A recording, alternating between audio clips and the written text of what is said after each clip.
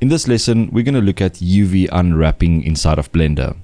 Now, UV unwrapping can be quite a confusing subject, but I'm going to try and explain the basics before we load our chair model that we created in an earlier lesson and unwrap that model to create a UV map. Now, UV unwrapping is basically a flat representation of your model. So think about this cube and think if you need to cut this cube open and lay it flat on a table. Now, the reason we want to do that is so that we can project a texture or an image or a material onto that flat surface and then kind of wrap it back into the shape of the model, if that makes sense. So in the case of a cube, it's pretty simple. So I'm going to go to the UV editing workspace here at the top to just show you guys the basics before we work on the chair. So on the right hand side, you can see the cube model, and on the left hand side, you can see the unwrapped UV map for this cube. If I click on these faces on the left hand side on the UV map, you can see it actually highlights the faces on the model in the 3D viewport on the right hand side. So if I click on this face, you can see it's highlighting this face on the model. If I click on this one, it will highlight another face. Now, this cube has been unwrapped already by default, so most of the primitive objects you create in Blender will have an automatic UV map, so you don't really have to unwrap them. It only comes into effect when you create your own 3D model and you need to unwrap that model. So this is basically, if you can imagine folding these two side faces back up, and you fold this one in, and then you fold these two in, and then this one on top. So that's basically just to get a visualization of how UV unwrapping works. Now, I've already created a test material just to show you guys how to apply, or how a material will be applied to this UV map. So I'm just going to show that texture that I created, and here you can see that it's now basically underneath that flat UV map. And now if I change to the material preview in the 3D viewport, you can see how this is now folded back onto our 3D model, and now we can see the numbers on the 3D model. So if I click one of these faces, it will actually highlight the face on the UV map on the left hand side of the screen. So I hope this kind of makes sense, but let's look at the chair, and I think then you guys will understand it a little bit better. So this is just a very simple kind of example of how a UV map works in the 3D world.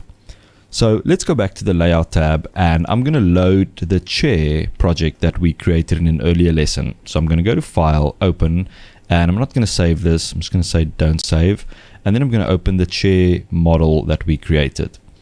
Okay, so here is our chair, and very importantly, before we start any UV unwrapping, you want to make sure that the size is applied. So if I press the N shortcut to bring up the side menu, you can see that our chair scale is 111, which is correct. But if you see anything else here, like a 0 point something, or maybe a 2 or a 1 point something, you want to apply the scale. Now remember, very easy to do that. Highlight the chair or click on it to select it, then press Ctrl A and then select Scale from the menu. And that's just going to apply the scale to this model to make the scale 111. And that's very important when we're doing any UV unwrapping. So press N again to hide that menu, and with the chair selected, click on this UV editing workspace right here at the top, and that's going to take us into the UV editing workspace. So now we can see the chair or the 3D viewport on the right hand side, and on the left hand side we have the UV map that we're going to create basically. So you can use the same shortcuts on the left hand side to navigate. So if you hold middle mouse, you can pan, and if you hold Control middle mouse, then you can zoom in and out. So I'm just going to kind of just position it so we can see it nicely like that. And then what I usually do is you can either see these two arrows here at the top. If you click this, this will automatically then show all the faces of the 3D model on the UV workspace. Or if these arrows are not selected, then you will manually have to select the faces to see them in the UV on the UV side. So basically, if I select multiple faces, you can see that now we can see those faces right there. But I prefer to just have these arrows turned on always, so you can always see all the faces of our model. Now you can see the UV map looks very similar to the cube that we unwrapped earlier. And that's because we started modeling this chair from a cube. Now the cube would have had its own UV map automatically applied to it because it's a primitive object, and that's why it looks like the cube. But we will have to change this UV map so it looks a little bit better, because this won't really work for this model. So what you can do is a very easy way to unwrap most things like a chair or a table. You can simply highlight all the faces. So hover your mouse over your model, press A to select all the faces. And a really easy way is to just right click, go to UV unwrap faces, and then you'll see all these different options to kind of project or to unwrap the UVs of that model. But usually the one that works the best is Smart UV Project. So if I click Smart UV Project, it's going to ask me a few things. So you can set the angle limit. You can increase the margin between islands. Now each face or each combination of faces will be its own island. They call it the UV island. And then you can also set the area weight that we're not really going to worry about now. So what I'm going to do is I'm going to leave all these settings default and then just click OK, and let's see what happens. And I can see this looks pretty good actually. So we've got all the faces laid out flat on this side. So if I click one of them, you can see it will highlight that face on the UV map. So I can click on this one, you can see that's that face right there, that's that face right there, that's the face right there. So now we can basically project or apply a material on top of these flat faces, and then that will be rendered on the 3D model. Another thing that you can do is you can unwrap certain parts of the model at a time. So let me show you how to do this.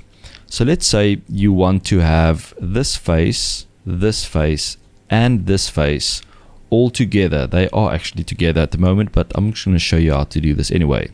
So I've selected these three faces on the chair, and the reason you want them together on the left hand side is if you have a texture that will run over from the one face onto the next face, you want these to be next to each other on this side, on the UV map basically, so that the texture can flow without any interruption between these two faces, if that makes sense. So if this face was, let's say here, there's a gap here, so the texture behind it, there will be a seam, so it won't be a seamless connection between these two faces. Same with this face. So to unwrap these three together, I can select all three of them by holding shift, and then I can simply right click, UV unwrap faces, and then I'm just going to select the top one, unwrap, because I just want to unwrap those three. And now you can see if we zoom out here and I move this out of the way, just press G. We're using the same shortcuts, so you can use G to move, R to rotate, S to scale. So I've just moved that one UV island out of the way so we can see it.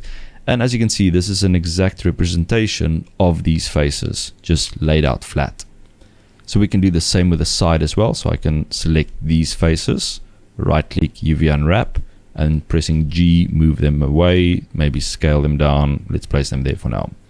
So let's have a look at the back of the chair. So let's say you want a texture that will flow from the legs up to here, up to there, and then back to this leg. You want all of these faces to be next to each other in the UV map. Now currently they are next to each other, which is nice, but let's say this face was maybe unwrapped and placed over there. So then the texture is not going to flow.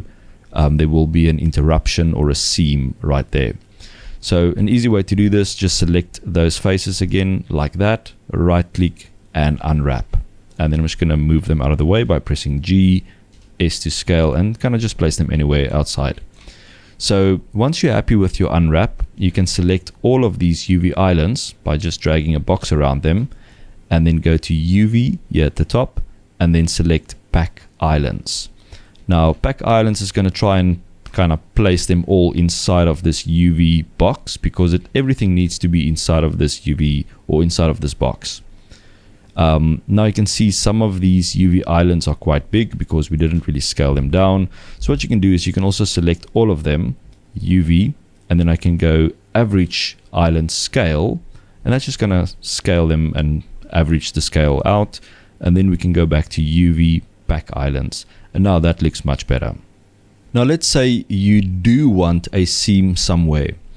You can actually tell Blender where seams or where you want to have some seams.